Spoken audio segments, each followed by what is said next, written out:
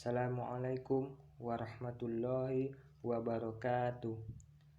Alhamdulillahillazi bini'matihi tatimmu sholihah. Segala puji bagi Allah Azza wa Jalla yang karena nikmatnya niat-niat baik kita dapat terlaksana. Niat baik Ustaz untuk mengajar, niat baik antum untuk belajar. Dan selawat beserta salam kita hadiahkan kepada Nabi besar Muhammad sallallahu alaihi wasallam. Baiklah anak Ustaz, jadi video ini Ustaz buat dengan tujuan untuk menambah pemahaman antum yang pekan lalu sudah antum pelajari juga materinya, dan lebih dikuatkan nanti dengan video ini. Jadi pada video ini kita membahas materi yang baru, itu menerapkan ragam hias pada bahan alam. Ini berkaitan dengan materi seni rupa sebelumnya, itu menerapkan ragam hias pada bahan buatan, yang sekarang bahan alam lagi. Jadi nanti di video ini kita akan membahas dua materi. Yang pertama nanti pengertian dari bahan alam itu sendiri. Yang kedua fungsi kerajinan dari bahan alam. Jadi ada dua pembahasan dalam video ini. Sedangkan jenis-jenis dan penerapannya, bagaimana penerapannya, itu akan kita bahas di video selanjutnya di pekan depan. Jadi pada video ini ada dua pembahasan saja, pengertian dan fungsinya. Langsung saja nggak usah untuk menghemat waktu, kita lihat pembahasan pertama, itu pengertian bahan alam. Jadi bahan alam ini adalah sebagai salah satu bahan dasar kerajinan yang banyak tersebar di Indonesia. Jadi Indonesia kaya akan bahan-bahan alam. Ada bebatuan, ada kayu, ada serat, ada bahan-bahan alam lainnya. Jadi Indonesia kaya akan bahan-bahan alam. Kerajinan yang ada di Indonesia itu memiliki ciri khas yang dibuat dari bahan alam. Jadi sudah menjadi ciri khas juga bahwa kerajinan yang ada di Indonesia ini banyak dibuat dari bahan alam. Jarang ada yang dibuat dari bahan buatan, tapi lebih ciri khasnya orang lebih mengenal di Indonesia ini bahan-bahan kerajinannya dari bahan alam. Sedangkan pengertian dari bahan alam sendiri, kerajinan dari bahan alam sendiri itu kerajinan yang dibuat dari bahan dasar alam tanpa melalui pengolahan pabrik. Jadi tidak ada campur bahan dari pabrik, dia murni bahannya itu dari alam, diambil dari alam, diolah, lalu tidak ada campur tangan dari pabrik. Itu maksudnya kerajinan dari bahan alam. Bahan alam yang sering digunakan untuk membuat kerajinan, contohnya tanah liat, batu, serat, bambu, kulit, dan rotan. Nah, ini jenis-jenis bahan yang digunakan dalam membuat kerajinan. Ini sangat mudah dijumpai di negara kita, karena hutan banyak di negara kita, tumbuh-tumbuhan, tanamannya beragam. Jadi sangat banyak pilihan untuk membuat kerajinan dari bahan alam nih. Produk kerajinan dari bahan alam merupakan segala bentuk kerajinan yang menggunakan bahan alam langsung dari lingkungan atau daerah setempat yang dapat dipakai untuk membuat karya. Jadi segala bahan yang ada di daerah kita itu bisa kita manfaatkan untuk membuat karya kerajinan. Mungkin kedepannya nanti akan kita praktikkan juga. Setelah teorinya nanti kita praktikkan apa karya kerajinan yang bisa kita hasilkan selama kita di rumah ini. Mungkin memanfaatkan bahan-bahan alam. Kalau susah keluar nggak usah, nanti yang penting nanti kita nggak keluar, tapi bahan-bahan alam itu ada di tempat kita masing-masing.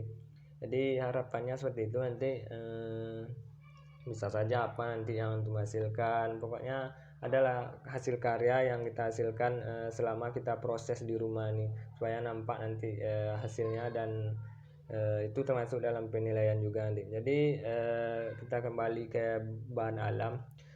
Jadi bahan alam ini banyak pilihannya, nah Ustaz. Kalau yang biasa di kampung itu banyak seperti kayu, serat yang bisa dihasilkan. Kalau kayu bisa diukir, serat bisa dibuat anyaman, dibuat kayak tanah liat, dibuat dengan teknik ini. Jadi di negara kita ini banyak pilihan bahan alam yang bisa dimanfaatkan untuk membuat kerajinan tersebut. Kita lanjut. Bahan alam yang digunakan masih asli, belum mengalami olahan yang menggunakan bahan kimia dan kebanyakan bahan alam diolah secara alamiah. Jadi bahan alam ini murni asli, belum tidak ada campuran dari bahan kimia. Seperti karya batik itu karya dari bahan buatan, walaupun asalnya dari alam, tapi dia melalui proses pengolahan dari pabrik, dicampur dengan kimia, jadi jadinya bahan buatan ini murni dari bahan alam. Misalnya kita membuat ukiran, kita pilih kayu, misalnya kayu mahoni, kayu jati, jadi tidak ada campur tangan dari pabrik, langsung kayu itu kita olah, kita ukir, lalu jadilah hasilnya itu masuk dari bahan alam yang digunakan masih asli. Di setiap daerah di Indonesia memiliki keunggulan kerajinan alam masing-masing, tergantung dengan bahan dasar alam yang dihasilkan di daerah tersebut. Jadi setiap daerah memiliki ciri khas hasil karya kerajinan dari bahan alam yang mereka buat, tergantung dari daerah masing-masing. Jadi mungkin ada yang terkenal karena ukirannya, terkenal karena anyamannya, karena keramiknya, karena apa lagi, dan lain sebagainya. Jadi setiap daerah itu memiliki ciri khas karya kerajinan alam yang mereka miliki.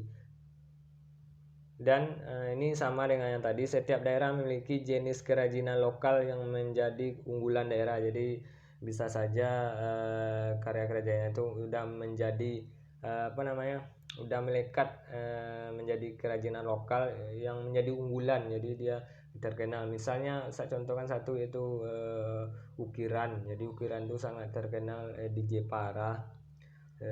Ukiran terkenal ukiran Jepara karena di sana pusat ukiran, tempat mengukir, belajar mengukir di sana pusatnya. Jadi sampai itu dikenal, kalau kita membeli pahat itu sering kita pasti pedagang atau orang yang menjual pahat itu sering menanyakan pahat Jepara atau pahat yang lain, jenis lain gitu. Jadi ukiran Jepara ini sangat terkenal. Itu salah satu contoh kerajinan lokal yang menjadi unggulan daerah. Kita lanjut. Yang kedua itu fungsi kerajinan dari bahan alam. Yang pertama fungsi estetik. Apa maksud dari fungsi estetik ini? Kerajinan fungsinya untuk memenuhi keindahan. Kerajinan memiliki keindahan dari bentuk, warna, motif, komposisi, dan finishing. Jadi maksudnya karya kerajinan yang kita buat nih tujuannya untuk memenuhi keindahan. Jadi kadang ada karya kerajinan itu dibuat tanpa mementingkan nilai keindahan. Contohnya membuat kursi, tidak ada nilai keindahan yang dibuat. Kalau yang memiliki fungsi estetik ini, keindahan itu yang paling utama. Misalnya membuat jam, keindahannya dulu yang di motifnya, hiasannya yang diutamakan. Itu maksud dari fungsi kerajinan, fungsi estetik. Jadi tujuan yang utama itu untuk memenuhi keindahan. Yang kedua fungsi ekonomi. Karya kerajinan yang dibuat itu dapat menghasilkan uang, jadi untuk memenuhi kebutuhan hidup sehari-hari. Jadi tujuan dari pembuat kerajinan ini untuk memenuhi kebutuhan sehari-hari, bisa untuk membeli ini. Jadi tujuannya untuk menghasilkan uang. Kalau yang tadi sebagai keindahan, yang ini sebagai tujuannya untuk memenuhi kebutuhan hidup sehari-hari. Yang ketiga itu fungsi religius. Fungsi religius ini dimana produk kerajinan dikaitkan dengan agama, kepercayaan tertentu, upacara adat, dan simbolis. Ini berkaitan dengan fungsi religius. Jadi fungsi ini misalnya dikaitkan dengan keagamaan, kepercayaan, upacara adat, dan simbolis. Biasanya ini sering ini terjadi dulu pada masa nenek moyang atau masa lampau. Orang mempercayai kerajinan-kerajinan tertentu sebagai ini. Jadi itu fungsi dari religius. Yang keempat fungsi sosial. Kerajinan dapat digunakan untuk hubungan sosial, kerjasama, dan gotong royong dalam kehidupan masyarakat. Contohnya, jadi misalnya ada seorang pengrajin yang sudah sukses, jadi dia memberikan pekerjaan kepada pengrajin yang lain yang pemula misalnya, atau bekerja sama untuk mengembangkan usaha mereka. Jadi itu maksud dari fungsi sosial, kerajinan sebagai fungsi sosial. Yang kelima itu fungsi praktis. Fungsi praktis maksudnya untuk memenuhi kebutuhan hidup sehari-hari. Kerajinan ini memiliki fungsi aktif digunakan langsung oleh pemakainya. Kerajinan yang berfungsi praktis seperti perabot rumah tangga dan keperluan lainnya. Di fungsi praktis ini sama dengan kerajinan itu dibuat tujuannya untuk kegunaan tertentu, misalnya kursi, lemari dan lain sebagainya. Jadi tujuannya untuk dipakai dan dimanfaatkan untuk tempat-tempat tertentu. Itu masuk dari fungsi praktis. Jadi fungsi praktis ini berbeda dengan fungsi estetis tadi. Kalau estetis itu hanya sebagai keindahan, nilai kegunaan lainnya dikesampingkan. Kalau fungsi praktis ini fungsi kegunaannya yang atau fungsi